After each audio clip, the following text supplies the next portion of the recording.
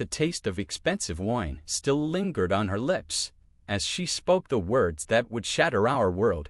I was never really attracted to you, Michael, and I can't stop seeing other men. Then she collapsed into a drunken sleep, leaving me alone with a truth that would change everything. By sunrise, I would be gone. No note, no goodbye, just the ghost of a man who once believed in love.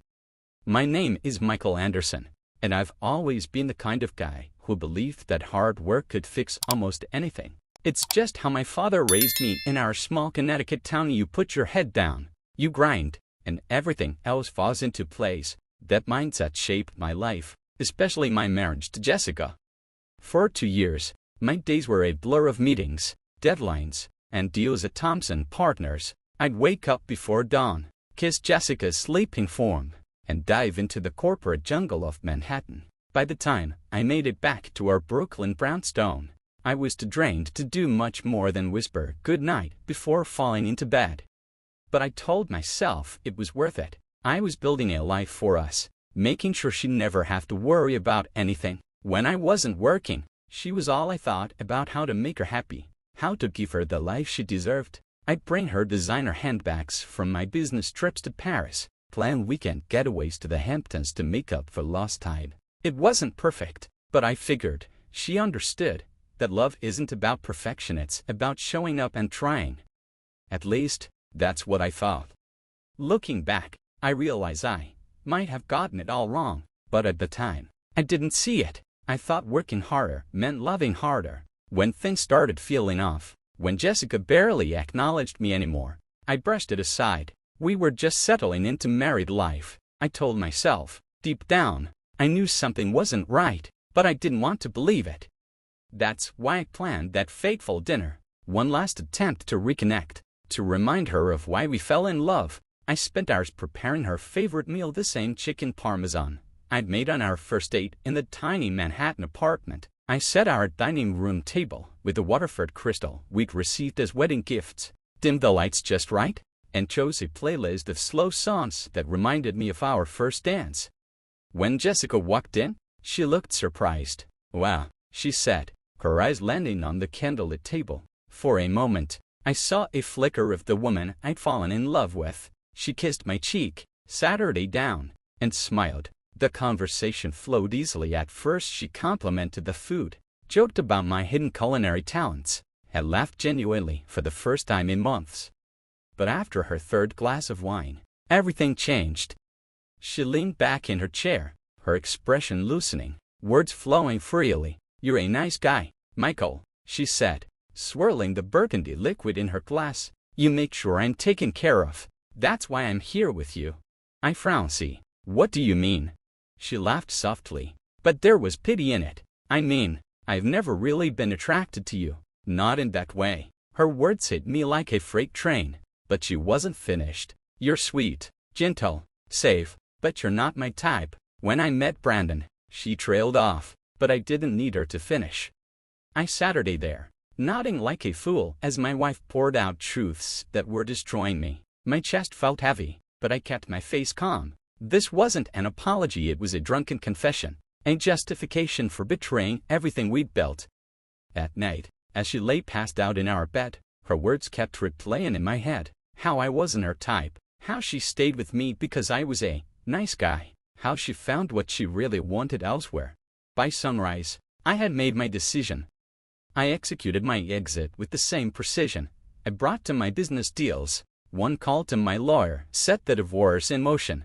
Another to my accountant secured my assets. I contacted my family with clear instructions. Don't entertain her. Don't share my whereabouts. She needed to feel the full weight of her choices. Months passed. She tried to find me, calls, emails, even showing up at my lawyer's office. I remained a ghost. When she finally signed the divorce papers, I wasn't surprised. She always chose herself in the end. But life has a way of evening the score. 2 years later, I heard through mutual friends that Jessica's perfect new life had crumbled. The men she chased, they vanished when she needed them most. The settlement money, gone on designer clothes and nights out. Her friends disappeared when she couldn't keep up with their lifestyle. Then she found me. I was sitting in my new Manhattan penthouse when the doorbell rang. There she stood, still beautiful, but her eyes carried the weight of her choices. "I've been trying to find you for years," she began, voice cracking. "I made a terrible mistake."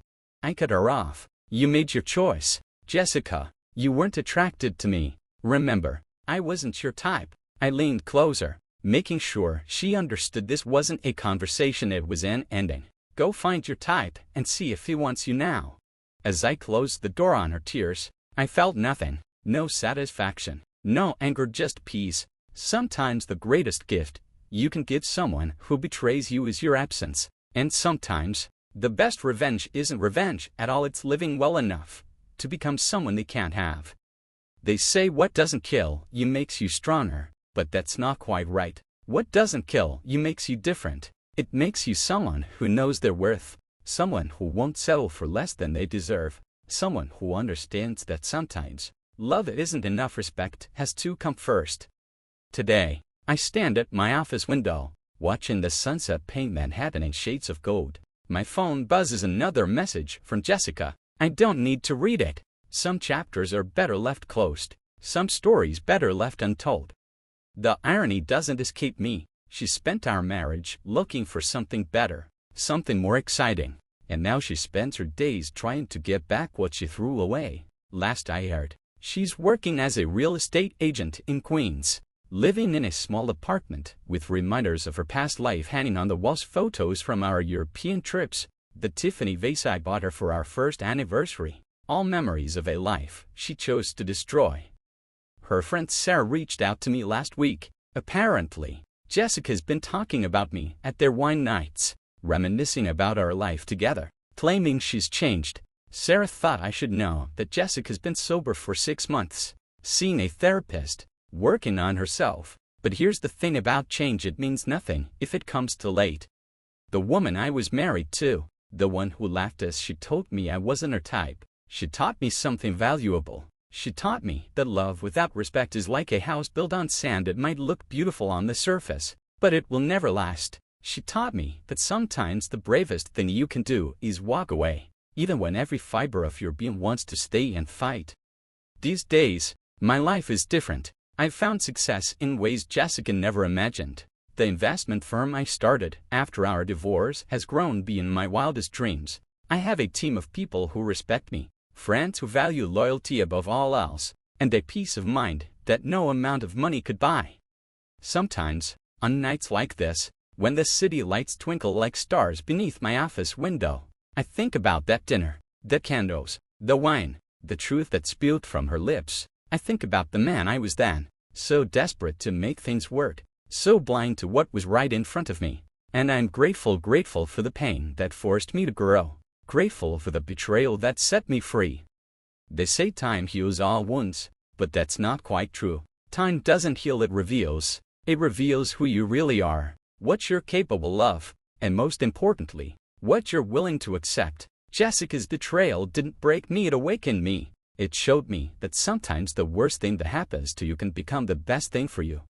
My phone buzzes again. Another message, another plea, another attempt to rewrite our history. But I've learned my lesson about second chances. Some doors are better left closed, some bridges better left burned. After all, the best endings aren't always happy, they're just right. And as I watch the sun sink behind the city skyline, casting long shadows across my office floor, I know one thing for certain. Sometimes losing everything is the only way to find yourself. Sometimes the greatest love story isn't about finding someone else, it's about finding yourself in the aftermath of loss. That's my story, not a tale of revenge or redemption, but a testament to the power of walking away. Because in the end, the greatest victory isn't in making someone regret losing you, it's in no longer caring if they do.